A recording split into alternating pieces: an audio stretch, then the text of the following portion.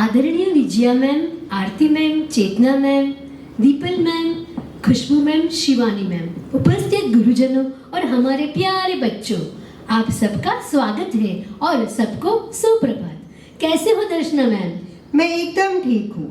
हाँ, अब तो हमारा सिलेबस भी पूरा हो गया, नोटबुक और टेक्स्ट बुक चेकिंग भी हो गया है और हमारे बच्चे भी ग्रेड 2 में जा रहे हैं। सुजाता मैम, पूरा समय पढ़ाई पढ़ाई और पढ़ाई की बातें, आज तो छोड़िए ये सब। चलो आज बच्चा बनकर उनके संग खेलते हैं और हमारे बचपन की यादें ताज़ा करते हैं। हाँ, ये भी ठीक है। तो बताइए दर्शना मैम, अपने बचपन के बारे में। आप अपने बचपन में क्या करते थे? कौन से खिलौने से आप खेलते थे? कौन सा कार्टून आपका सबसे फेवरेट था? क्या आप भी मेरी तरह कार्टून के रंग में रंग जाते थे? अरे क्या बताऊं मैं आपको, मैं खुद को परी समझती थी और आसमान में उड़ने की नकल करती थी। कभी सिंड्रेला बनती थी तो कभी मोगली बन के पूरे घर में घूमती थी और ढेर सारे खिलौनों से खेलती थी। चलिए दर्शना मैम, आज हम वापस उन कार्टून के रंगीन पात्रों को याद करके उनकी ही दुनिया में जाते हैं और उद्गम पाठशाला के कक्षा 1 के बच्चों का अद्भुत अभिनय देखते हैं और कार्टून के पात्रों से हमें क्या सीख मिलती है ये भी सुनते हैं। हम कोई भी शुभ कार्य शुरू करते हैं तो गणेश जी को याद करते हैं। आओ बुलाते हैं गणेश जी को और कार्यक्रम की शुरुआत करते हैं। गणपति बाप्पा मोरिया, गणपति बाप्पा मोरिया। जियान फ्रॉम फर्स्ट एफ। नमस्ते मेरे शिक्षकगण और मेरे साथी मित्रों। तो आज मैं आपको एक बाल गणेश की एक मजेदार कहानी सुनाने जा रहा हूँ। अरे आप सबको पता है गणेश जी को इतना चतुर और बुद्धिमान एवं सबसे बड़े देवता में उनकी पूजा क्यों की जाती है? तो चलो अब मैं आपको एक कहानी सुनाता हूँ। एक दिन बाल गणेश और उनके भाई कार्तिकेय के बीच में थोड़ी लड़ाई हो गई कि कौन सबसे बलवान है। तो फिर माता पार्वती आए और बोला, जो भी पूरे ब्रह्मांड के 3 चक्कर लगाकर सबसे पहले आएगा वो सबसे बलवान और बुद्धिमान। तो आप सबको पता ही होगा, कार्तिकेय का पतला शरीर और उनका वाहन मोर, और गणेश का तो आप सबको पता ही है, उनका मोटा पेट और उनका धीरे भागने वाला मूषक। तो ऐसा ही हुआ, कार्तिकेय तो निकल भी गए। सब सोच रहे थे कि गणेश जी क्यों नहीं जा रहे। फिर गणेश जी ने माता पार्वती और शिव जी को एक आसन पर बिठा के पूरा ब्रह्मांड समझते हुए 3 चक्कर लगाए। जब कार्तिकेय वापस लौटे तब माता पार्वती ने बोला, इस प्रतियोगिता में गणेश श्रेष्ठ है। तो दोस्तों, जैसे गणेश जी ने अपनी बुद्धि से आगे आए, वैसे हमको भी हर काम सोच समझ कर करना चाहिए और हमारे माता पिता के आशीर्वाद से हम हर काम में सफल हो सकते हैं। धन्यवाद। हम कौओं को कैसे गिन सकते हैं? पर हमारे चतुर बिरबल को सब पता है। चलिए मिलते हैं एक चतुर बिरबल से जिसके पास हमारी हर समस्या का हल है। आद्या ठक्कर फ्रॉम 1E।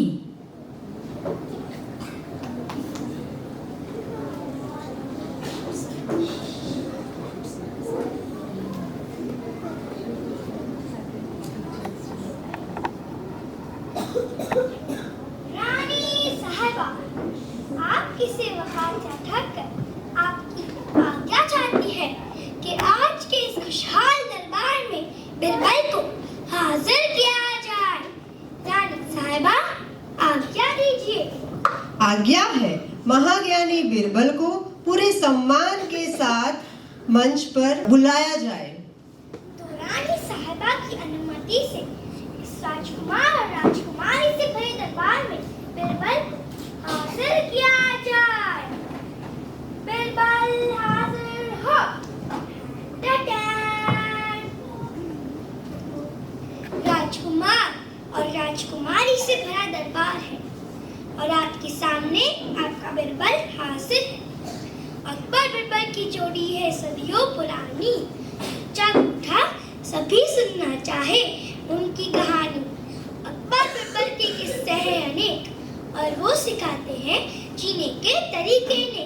तो चलो उन्हीं में से सुनते हैं आज किस्सा एक बार राजा अकबर ने भरे दरबार में बिरबल से पूछा कि बिरबल, यहाँ उपस्थित सभी लोगों में हम सब है गोरे, तो फिर तुम क्यों हो काले?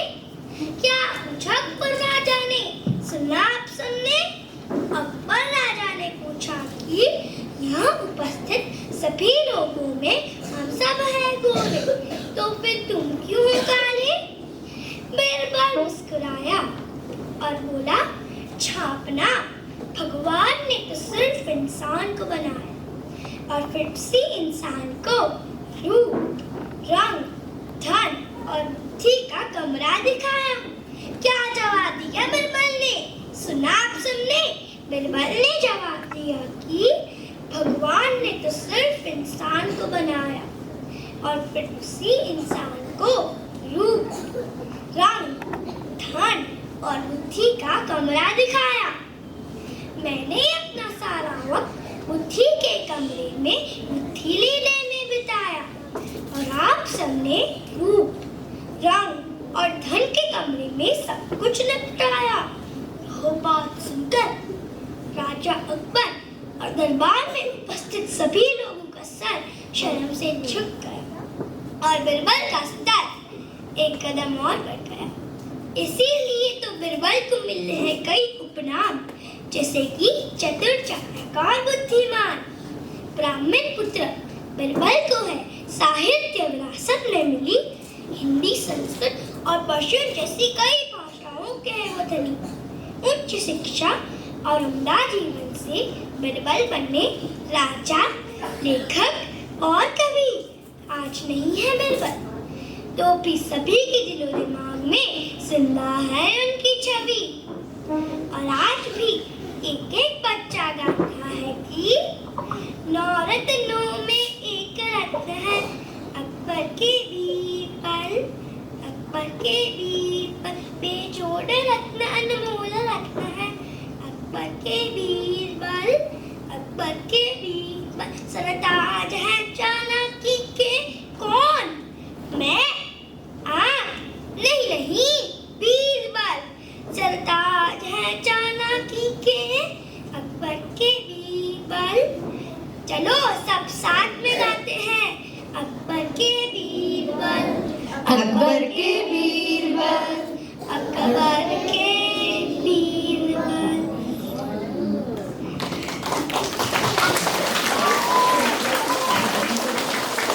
दुनिया, परियों की दुनिया, राजकुमारी की दुनिया किसे पसंद नहीं? आओ मिलते हैं एक छोटी सी राजकुमारी रीशा फ्रॉम वंसी से।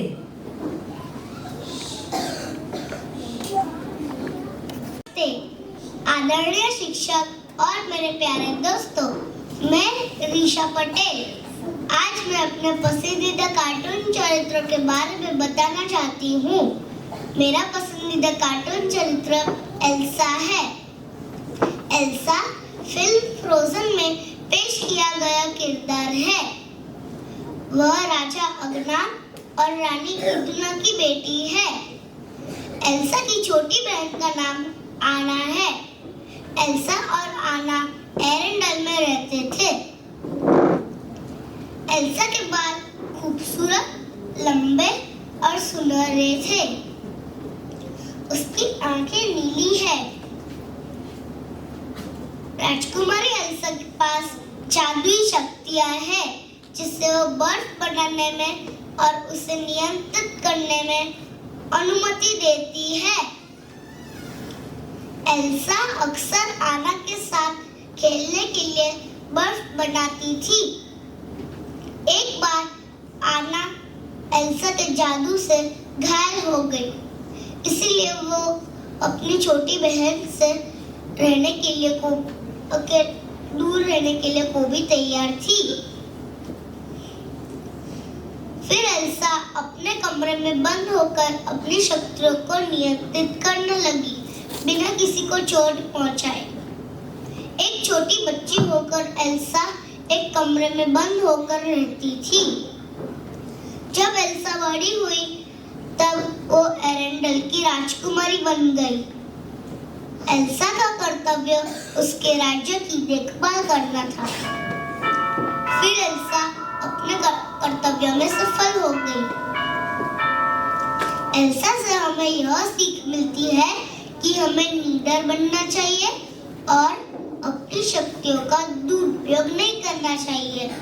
जब भी जरूरत हो तभी इस्तेमाल करना चाहिए। धन्यवाद। राजकुमारी जी, हम कोई चीज चुराते हैं तब हमारे माता पिता हमें डांटते हैं क्योंकि वो गलत बात है, पर एक माखन चोर का जन्मदिन हम मिलकर मनाते हैं। अब हमारे बीच में आ रहे हैं एक बाल कृष्ण, खुशी फ्रॉम फर्स्ट सी।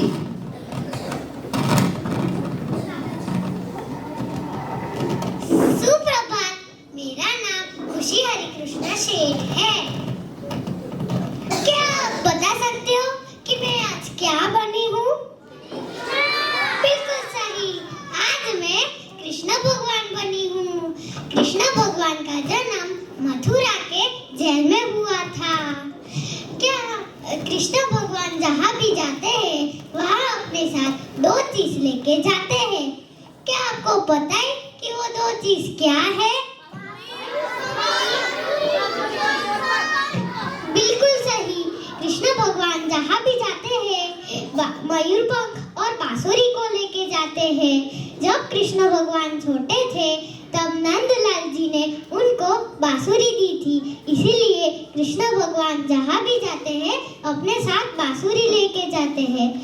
और वो तो हमेशा के लिए अपने सिर पर मयूर पंख भी रखते थे। तो क्या आपको पता है कि वो अपने सिर पर मयूर पंख क्यों रखते थे?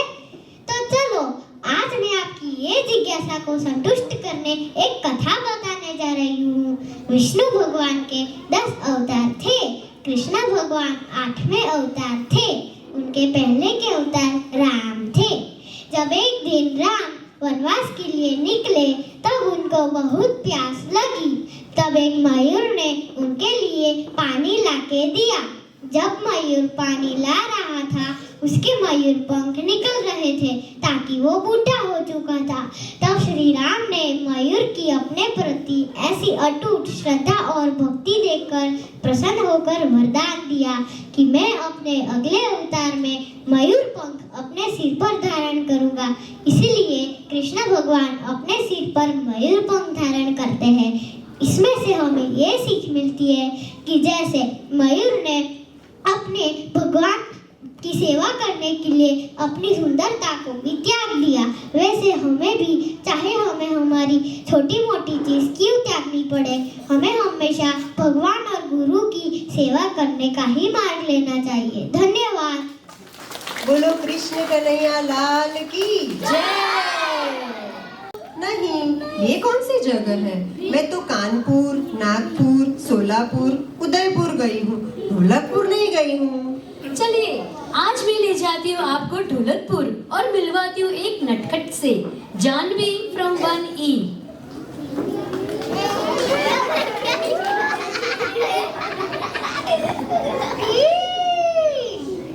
शक्ति तुम मचाए सामने कोई दिख ना पाए।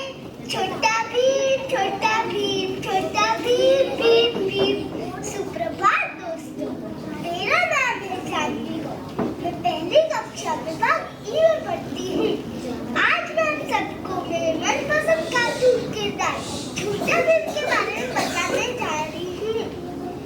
ये एक छोटे लड़के की कहानी है जो अपने दोस्तों के साथ ढोलकपुर गांव में रहता है, जिनका नाम है झुंझुकी, राजू, काल्या, ढोलू, बोलू और जग्गू जो एक प्यारा सा बंदर है। मुझे छोटा भीम देखने में बहुत मजा आता है और बहुत सीखने को भी मिलता है। छोटा भीम सबके साथ बहुत ही विनम्रता से रहता है। इसकी वजह से सारे गांव वाले और उसके दोस्त उसे बहुत पसंद करते हैं। छोटा भीम हर बार नई नई चीजें सीखकर अपने लक्ष्य को पा लेता है। छोटा भीम बहुत ही समझदार और हिम्मत वाला है, जबकि सारी परेशानियों का डट के सामना करता है। छोटा भी हमें सिखाता है कि हमें झूठ नहीं बोलना चाहिए और सच्चाई से जीत हासिल करनी चाहिए। छोटा भीम की दोस्ती में एक मिसाल है, क्योंकि वो अपने दोस्तों का हर सुख दुख में साथ देता है। धन्यवाद। सुजाता मैम, मेरा फेवरेट एनिमल हाथी है। आपका फेवरेट एनिमल कौन सा है? मेरा तो शेर है। मेरा तो शेर है, क्योंकि वे जंगल का राजा है, सब उससे डरते हैं। चलिए, मैं आप सबको जंगल की सैर करवाती हूँ और एक शेर से मिलवाती हूँ। आर्यन फ्रॉम फर्स्ट ई।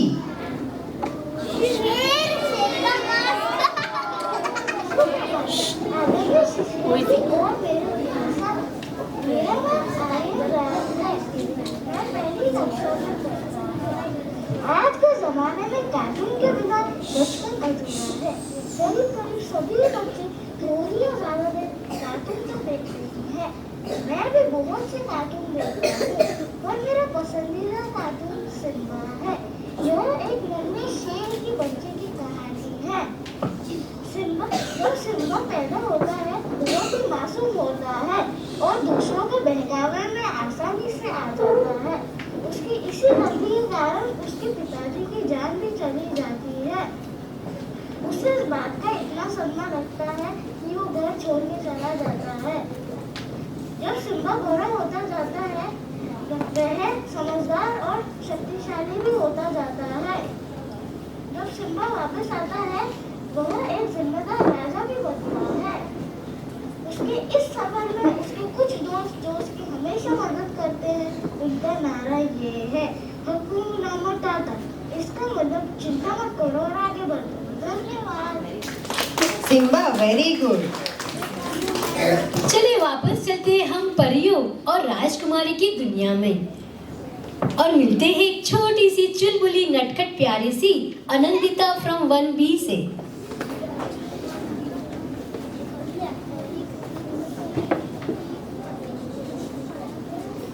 नमस्कार, मेरा नाम आनंदिता सिंह है। मैं पहली कक्षा में पढ़ती हूँ।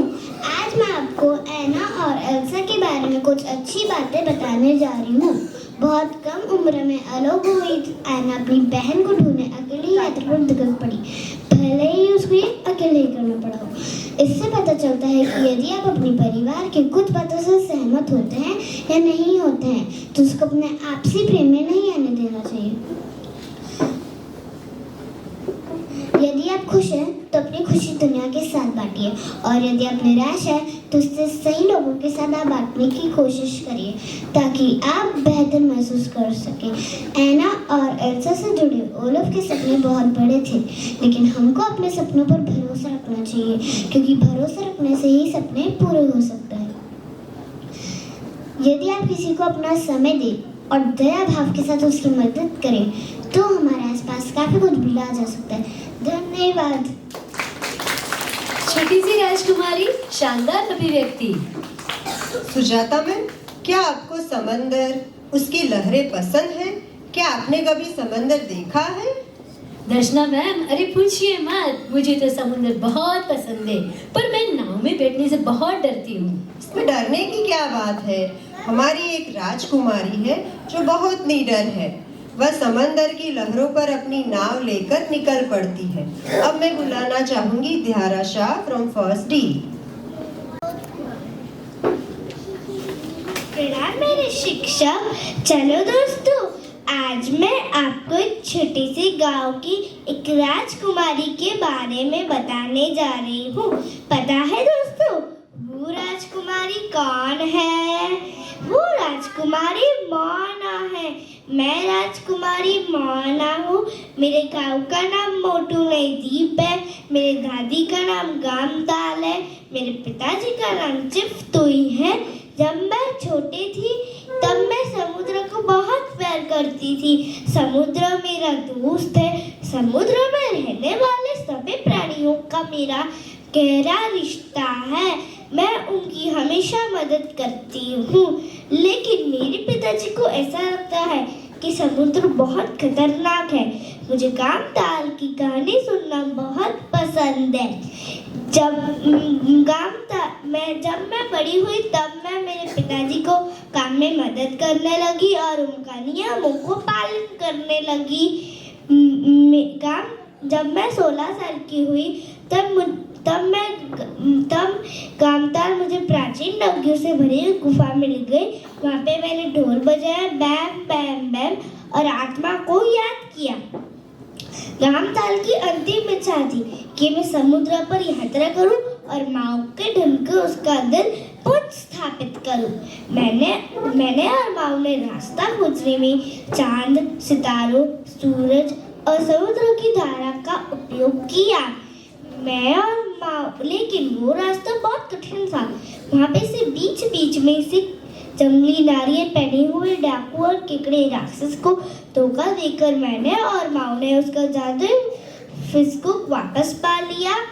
मैं और माओ जैसे फीती पहुंचे, वहाँ पे क्लावर राक्षस था। बहुत कुछ किया पर हम उसको हरा नहीं पाए। फिर मैंने मेरा जादुई दिल उसको दे दिया। फिर एक बार दुनिया खेल उठी। मैंने और माओ ने अलविदा किया। मैं अपने लोगों के पास लौट आई। मोटू नए द्वीप की एक लड़की, एक बेटी, एक नेता और रास्ता खोजने वाली लड़की थी, वो थी मोना। पता है दोस्तों, ये कहानी सबने क्या सीखा? कठिन समय में हमें आगे बढ़ने के लिए हमारे दोस्तों और प्रियजनों का प्रोत्साहन एक बहुत शक्तिशाली प्रेरणा है। धन्यवाद। मैं हूँ मोना। वाह वाह निडर राजकुमारी। और जिसका घर ही जंगल है, उस बालक से मिलवाते हैं। विहा फ्रॉम फर्स्ट पी। नमस्ते मेरे गुरुजनों और मेरे प्यारे दोस्तों। आज मैं जंगल बुक के बारे में बताऊंगी। तो जंगल बुक का हीरो मोगली नाम का बच्चा है। मोगली का जन्म जंगल के पास एक गांव में हुआ था। जब मोगली छोटा था तब उसके माता पिता से बिछड़कर वो जंगल में घूम गया था।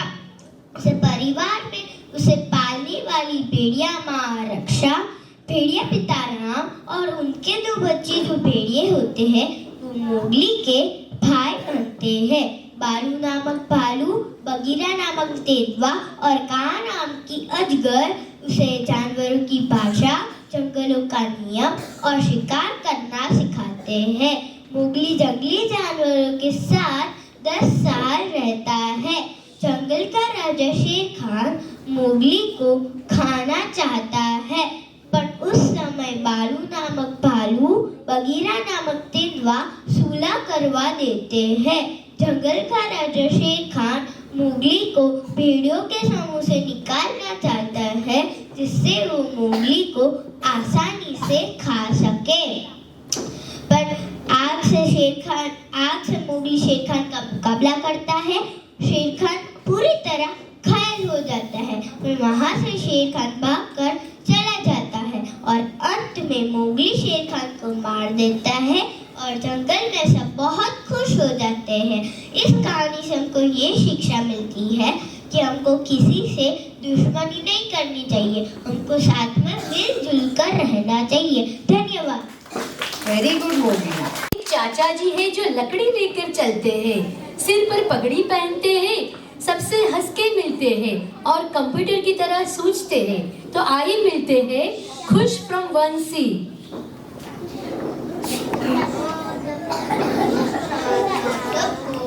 मेरा नाम खुशा है।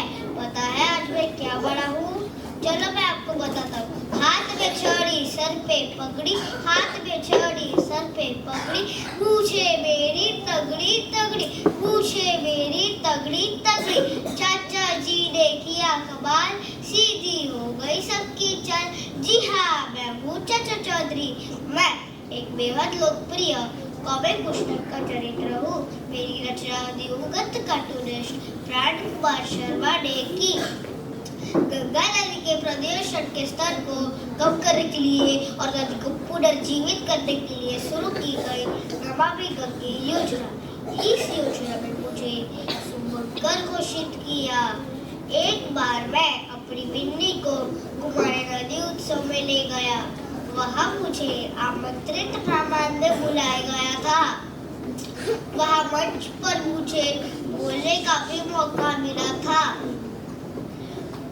वह मैंने एक खास व्यक्ति से मुलाकात कराई जिसका नाम था गंगाराम, जो गंगा नदी को अपना बांध समान बांधकर उसकी रक्षा करता था। मैंने गंगाराम को बोला कि तुम इस नदी उत्सव के बारे में बच्चों को कुछ बताओ। तब गंगाराम ने बोला कि मेरा जीवन इस नदी से ही समर्पित है। वह मेरी माँ है, वह मेरा जीवन दायिनी है, उसकी रक्षा करना मेरा धर्म है। बस लोगों को समझाने और जागरूक करने में ही मेरा समय व्यतीत हो जाता है। तो मैंने बोला कि तुम जैसे लोगों से ही हमारी नदियाँ सुरक्षित रहती हैं। तो इस तरह खास तौर पर नदी स्वच्छता अभियान में जोड़ने के लिए चुना गया। तो बच्चों को इससे क्या सीख मिलती है? साबू फॉर्मूला नंबर 111। हाँ, इससे मुझे और सीख मिलती है कि बच्चों को भी नदी स्वच्छता अभियान में जोड़ना चाहिए। जलवादी खड्डे होश उड़ाने आए, देखो आए चाचा चौधरी। बादाम खाओ, समझ बढ़ाओ। धन्यवाद। चाचा जी, आपने तो कमाल कर दिया, सबको आपके अंदाज से मोहित कर दिया। पालक मैन का नाम सुना है? दर्शना मैम, मैंने तो Spiderman, Batman, Superman, milkman, postman, balloonman का नाम ही सुना है। अच्छा, तो चलो आज मैं आपको पालक मैन से मिलवाती हूँ। धारव फ्रॉम फर्स्ट बी।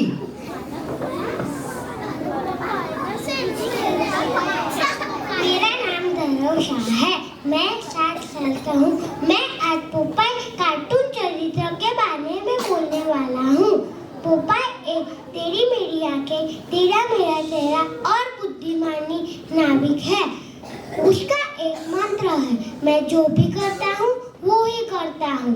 पोपाई एक दुबला पतला नाविक है, लेकिन हमेशा सबकी मदद करने के लिए तैयार होता है। वो रोज एक पालक खाता है। उससे हमारी शारीरिक वृद्धि होती है और बुद्धि का अच्छा विकास होता है। धन्यवाद। कितने होते हैं? 2।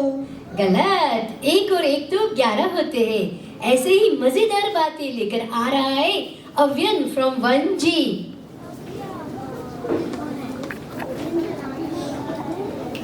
सुप्रभात दोस्तों और मेरे प्यारे शिक्षकगण, मेरा नाम अन्वय त्रिवेदी है। आज मैं तेनालीराम का पात्र निभाने वाला हूँ। मैं तेनालीराम विजयनगर के राजा कृष्णदेव राय की सभा का अनमोल रत्न हूँ। वैसे तो मेरा नाम रामकृष्ण था, पर मेरा जन्म तेनाली गांव में हुआ था, इसलिए मेरा नाम तेनालीराम पड़ा। वैसे तो मैं बचपन में बहुत शरारती था, पर साथ में बुद्धिमान भी था। जब मेरी चतुराई की खबर राजा कृष्णदेव राय के पास गई तो उन्होंने मुझे परखा। फिर क्या, उन्होंने मुझे उनकी सभा का महत्वपूर्ण सदस्य बनाया। मैं उनको विकट से विकट समस्या को सुलझाने में मदद करता हूँ। मेरी अवलोकन शक्ति बहुत अच्छी है, जो मुझे कोई भी समस्या को सुलझाने में मदद करती है। चलो मैं एक मेरी कहानी बताता हूँ। एक दिन राजा युद्ध में जीत के आए थे। वो बहुत खुश थे। उन्होंने सोचा कि मुझे एक विजय स्तंभ बनाना है। उन्होंने एक मिस्त्री को बुलाया और कहा कि मुझे एक विजय स्तंभ बनाना है। उस मिस्त्री ने एक सुंदर विजय स्तंभ बनाया। वो देखकर राजा बहुत खुश हो गए। फिर राजा ने उसे कहा कि तुझे जो चाहिए वो मुझसे मांग ले। फिर वो मिस्त्री ने कहा, मुझे इस थैली में दुनिया की सबसे कीमती चीज चाहिए। फिर राजा ने सब मंत्रियों को बोला, पर किसी को जवाब नहीं मिला। फिर राजा ने तेनालीराम यानी मुझे बुलाया और पूछा कि दुनिया की सबसे कीमती चीज क्या है। फिर मैंने वो खाली थैली दे दी और वो मिस्त्री खुश होकर चला गया। फिर राजा ने मुझे पूछा कि तूने तो ऐसा क्या कहा कि वो खाली थैली लेके खुश होकर चला गया। फिर मैंने राजा को कहा कि उसके अंदर विजयनगर की अनमोल हवा भरी हुई थी। राजा मेरी चतुराई देखकर बहुत खुश हो गए। इस कहानी से आपने क्या सीखा? हाँ, दुनिया की सबसे कीमती चीज हवा ही होती है, क्योंकि हम हवा से जीते हैं। चलो, लगता है कोई समस्या पड़ी है। राजा का बुलावा आया है। चलता हूँ बच्चों, अच्छे से पढ़ना। अलविदा। वेल डन अभय, वेल डन। जैसे कहा जाता है वैसे ही मुरली बजाने वाले को मुरलीधर कहा जाता है। एक छोटे से मुरलीधर का रूप लेकर आ रही है हमारी प्यारी कृषा फ्रॉम फर्स्ट एफ।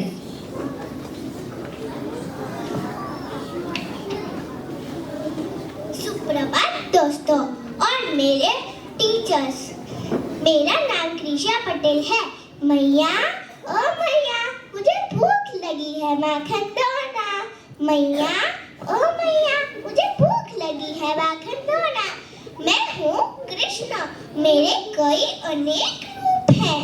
मैं कभी माखन चोर बन जाता हूँ, तो कभी ग्वाला बनकर गाय चराता हूँ, तो कभी उंगली पर पर्वत उठाकर लोगों की रक्षा करता हूँ, और तो कभी बांसुरी बजाकर गोपियों के साथ रास रचता हूँ। यदा यदा हि धर्मस्य ग्लानिर्भवति भारत अभ्युत्थानं धर्मस्य तदात्मानं सृजाम्यहं परित्राणाय साधूनां विनाशाय च दुष्कृतां धर्म संस्थापनार्थाय संभवामि युगे युगे। जब जब धर्म को हानि होती है, जब जब अधर्म में वृद्धि होती है, तब तब सत्पुरुष उद्धार के लिए, अधर्मों का विनाश के लिए और धर्म की पुनर्स्थापना के लिए मैं ही जन्म लेता हूँ। यही प्रत्येक युग में होता आया है और आगे भी ऐसा ही होगा। बाल कृष्ण कृष्ण, बाल कृष्ण कृष्ण, बाल कृष्ण कृष्ण। धन्यवाद। Well done Krisha. चलिए अब हम कृष्ण के बड़े भाई से मिलते हैं और उनको भी जय श्री कृष्ण कहते हैं। छोटा भाई सोना तो बड़ा भाई हीरा है। नंद जी के घर में एक सूरज तो एक चंदा है। अब आ रहा है रियांश फ्रॉम 1D। नमस्ते, मेरा नाम रियांश है। आज मैं आपको बलराम के बारे में बताने वाला हूँ। बलराम वसुदेव जी और माता रोहिणी के पुत्र थे। बलराम कृष्ण के बड़े भाई थे। कृष्ण उन्हें दाऊ भैया कहकर बुलाते थे। बलराम कृष्ण के साथ माखन भी जुड़ाते थे। बचपन में बलराम और कृष्ण ने साथ मिलकर धेनुकासुर और प्रलंबासुर को मारा था। बलराम हमेशा कृष्ण के साथ रहते थे। बलराम को शेषनाग भगवान का अवतार भी माना जाता है। खेती और किसान के साथ उनका मजबूत जुड़ाव था। उनका हथियार हल था, इसी वजह से उन्हें हलधर भी कहा जाता है। बलराम शक्ति के प्रतीक है। उन्हें गदा युद्ध के श्रेष्ठ योद्धा माना जाता था। भीम और दुर्योधन उनके ही शिष्य थे। उन दोनों में पक्षपात ना हो, इसी वजह से बलराम ने महाभारत में युद्ध करने से मना कर दिया था। बलराम की छोटी बहन का नाम सुभद्रा था। जगन्नाथपुरी में बलराम कृष्ण और सुभद्रा का प्रसिद्ध मंदिर है। बलराम से हमें शक्ति और निष्पक्षता की सीख मिलती है। धन्यवाद। Well done Balram, well done. लेकर अपनी बड़ी बहन को ढूंढने एक राजकुमारी आई है। चलिए मिलते हैं दिया फ्रॉम फर्स्ट जी।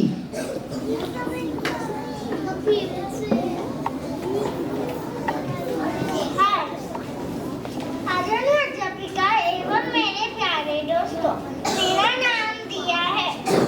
मैं कक्षा 1D में पढ़ती हूँ।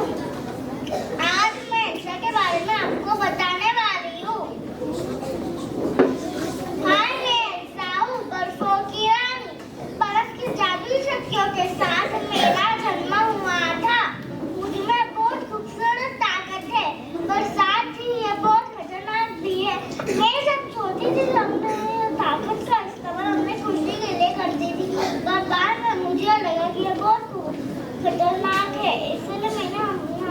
सबसे दूर कर दिया ताकि मेरा परिवार जो सही सलामत रहे। थोड़े सालों के बाद मेरी बहन नैना के प्यार से मैंने अपने शक्तियों को संभालना सीखा और मुझे अपने परिवार के साथ रहने का आत्मविश्वास है।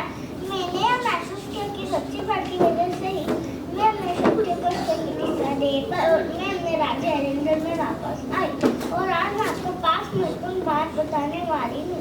परिवार सबसे महत्वपूर्ण है, वास्तविक बने रहे, अपनी भावना व्यक्त करना सीखे, अपने सपने बड़े रखे। फाइनली प्यार से पूरी दुनिया बदल सकते हो। धन्यवाद। कीप इट अप दिया, वेरी गुड। दर्शना, आइए अब मंच पर बुलाते हैं अकबर का एक रत्न जिसका नाम है शौर्य फ्रॉम 1G। कैसे हो मेरे दोस्तों और मेरी शिक्षिका? मैं 1G में पढ़ता हूँ। मेरा नाम है शौर्य शाह। आज मैं बीरबल के बारे में बताने जा रहा हूँ। उनका जन्म 15वीं शताब्दी में हुआ था। वो ब्राह्मण परिवार में भारत में जन्मे थे। उनका असली नाम महेश दास था। वो उनकी बुद्धि और चतुराई के लिए प्रसिद्ध थे। वो अकबर राजा के दरबार में महामंत्री थे और उनके 9 रत्नों में से एक थे। अकबर राजा को उनकी बुद्धि और चतुराई बहुत पसंद थी। एक बार बीरबल दरबार में गया था। चौकीदार ने उसको रोक दिया और ऐसी शर्त लगाई कि अंदर जाकर उसको जो इनाम मिलेगा उसका आधा भाग उसको देना पड़ेगा। फिर बीरबल ने अंदर जाकर ऐसा इनाम मांगा कि 50 कोड़े। सब हैरान हो गए कि खाना पीना सोना के बदले 50 कोड़े। फिर राजा को पता चला कि चौकीदार ने ऐसी शर्त लगाई थी कि आधा इनाम उसको मिलेगा। ऐसे बीरबल ने राजा के हाथों चौकीदार को पकड़ा दिया। वो हाजिर जवाबी थे। वो एक लेखक और एक कवि भी थे। वो हर समस्या में सही जवाब देते थे। अकबर और बीरबल की कहानियाँ प्रसिद्ध हैं और बच्चों को बहुत पसंद आती हैं। अकबर और बीरबल की कहानियों से हमको ये सीखना मिलता है कि बुद्धि बल से हमेशा बड़ी होती है। बोलो बच्चों, बुद्धि बड़ी है भैंस? बुद्धि।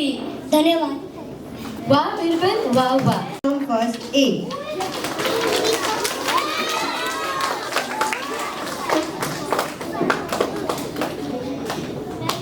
भीड़ से अलग खड़ी होती है मोआना, समुद्र प्रेमी, हेडस्ट्रॉन्ग, मजबूत वितरित,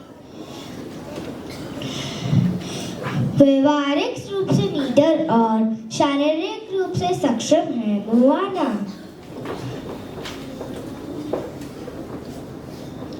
प्यार भरा प्रणाम मेरी अध्यापिका और मेरे प्रिय दोस्तों। डिज्नी वाली मोआना से कुछ जीवन के सबक सीखने को मिलते हैं, जैसे कि अपने बड़ों का आदर करो, दूसरों के डर से ना रुको, अपने अतीत पर शोध करो, जिंदगी में प्यार की अहमियत समझो।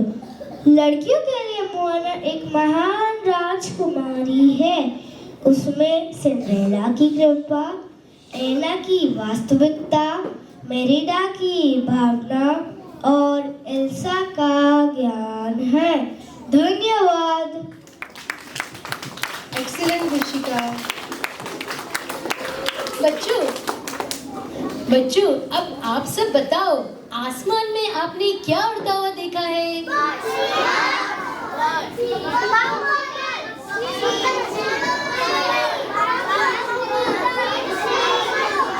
Okay, correct.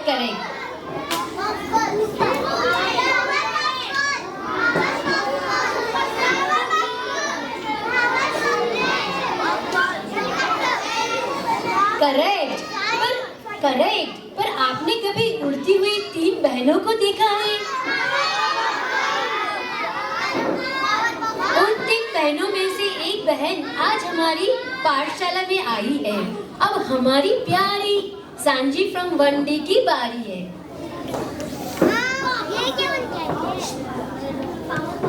सुप्रभात दोस्तों और मेरे शिक्षक गणों, आपको पता है आज मैं कौन हूँ? हाँ, हम हैं पावरपुफ गर्ल्स। हम अमेरिका के टाउन्सविले नाम के शहर में रहते हैं। हमारे पिता का नाम है प्रोफेसर यूटोनियम। मैं हूँ ब्लॉसम और ये है मेरे बहनें बबल्स और बटरकप। तभी हमारे पिताजी ने एक संपूर्ण लड़की को बनाने की कोशिश की।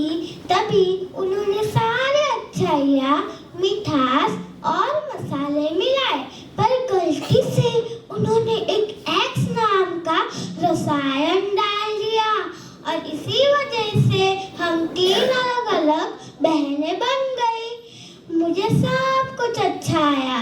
मेरी पहचान है मेरा गुलाबी रंग, मेरा शांत स्वभाव और मेरी सांसों से सभी चीजों को जमा देना है। मेरी बहन बबल सबसे मीठी है। वो उसकी पहचान है उसका नीला रंग। वो तालिया के गुण से तूफान ला सकती है और वो प्राणियों की भाषा समझती है और बोलती है। आखिरकार आई हमारी बटरकप, मतलब मसाला।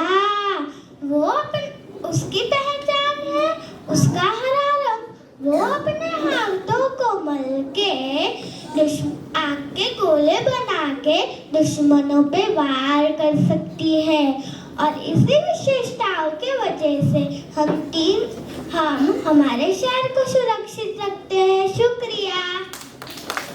Well done Sanjeev, well done. आपकी तरह अब हम भी लीडर बनेंगे। ताकतवर तो बनेंगे, लेकिन ताकतवर बनने के लिए तो हमें हरी सब्जियां खानी पड़ती है। यह बात हमें बताएगी हमारी फर्स्ट ए की रेहा बेटी।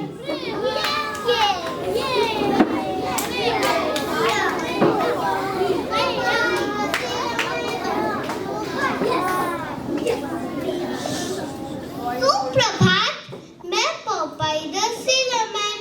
मैं एक हास्य चरित्र हूँ। मुझे एलसी सेगर ने बनाया था। मेरा प्रथम शो 17 जनवरी 1929 जिम्बल थिएटर में हुआ था।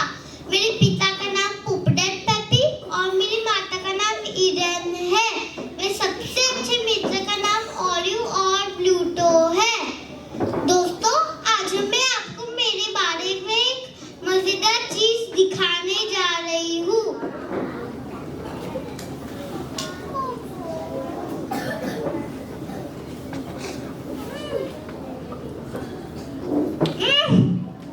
चलो मेरा मनपसंद पालक खा लेते हैं।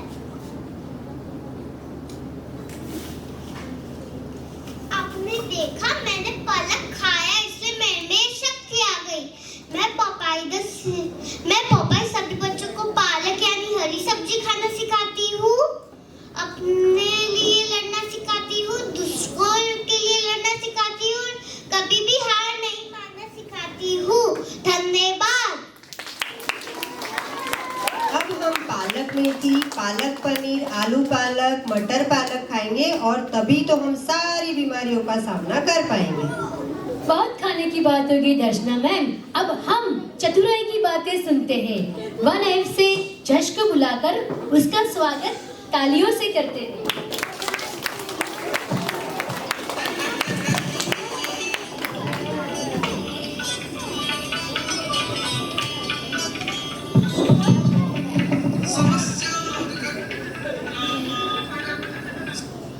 प्रणाम सभाजन। आज मैं आप सभी को पंडित रामाकृष्ण नहीं तिल्लारी रामा के बारे में बताऊंगा। तिल्लारी रामा की बीमारी से कौन परिचित नहीं है? तिल्लारी रामा 4 वेद परांगत, विराट कवि और राज सलाहकार के रूप में जाने जाते थे। उनकी माँ का नाम लक्ष्मी अम्मा और उनकी पत्नी का नाम शारदा देवी। विजयनगर से शुरू होकर वहाँ के महाराजा कृष्णदेव के प्रिय मंत्री हुआ करते थे। वो हर उलझन से निकालने में मदद करते थे। उनके चुटकी नृत्य से जो नाच है उनको रुलाते हैं और साथ ही हंसी हंसी में एक सीट भी देते हैं कि कुछ जिससे पढ़ने और सुनने को मिलेंगे। और ये इस बात का प्रमाण है चतुराई और बौद्धिक कौशल्य से कोई भी समस्या का हल निकाला जा सकता है। और अंत में मैं यही कहना चाहूँगा, समस्या विकट रामा प्रकट सत्यवचन बंधु।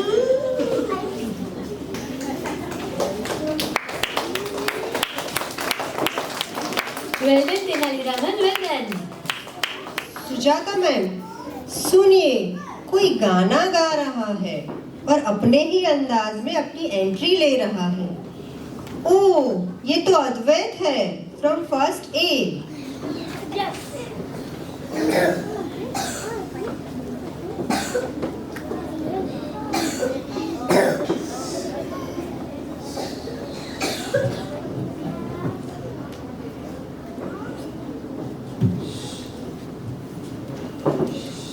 आओ बच्चों, आज मैं तुम्हें एक कहानी सुनाता हूँ। शेर की कहानी सुनोगे? मेरे पास आओ मेरे दोस्तों, एक किस्सा सुनो। कई साल पहले की ये बात है। भयानक अंधेरी सी रात में गूंज रही थी एक आवाज फिजा में। जंगल जंगल बात चली है, पता चला है टुरुरुरु। अरे चट्टी पे है कि फूल खिला है, फूल खिला है। जी हाँ, मैं हूँ मोगली।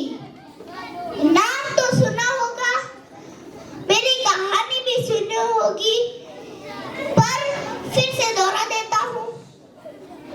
घने जंगलों से गुजरता हुआ वो कहीं जा रहा था। वो कौन? अरे वही बगीरा। देखा कि राहों में मासूम सा एक बच्चा पड़ा था। बच्चा कौन?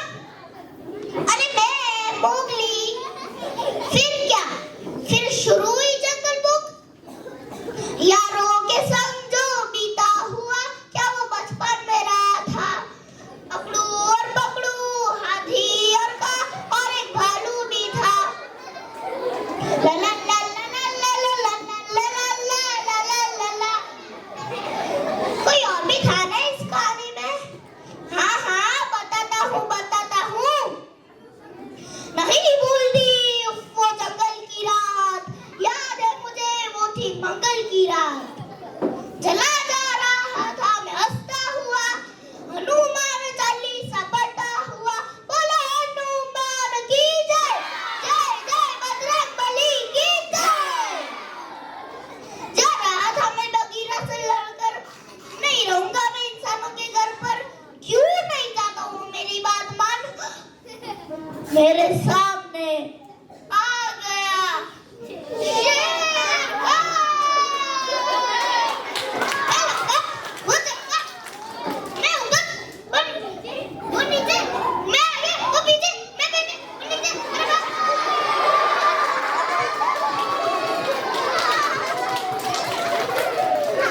फिर क्या हुआ?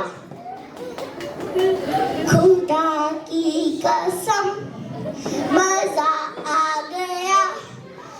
एक दोस्त था मेरा जो वक्त पर आ गया, और वो शेर खान वो तो गया, और मैं मोगली जंगल छोड़कर उद्गम स्कूल आ गया।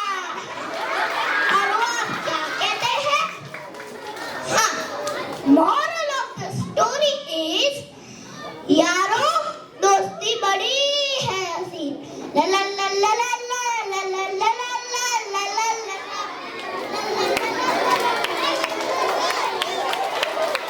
Very good master boy, very good. Yes. Now, can we maintain silence also? Actors, those who are on stage, we got some learning from them, correct? So whatever you see on your TV, it should be little bit sensible and also learning from it. Yes?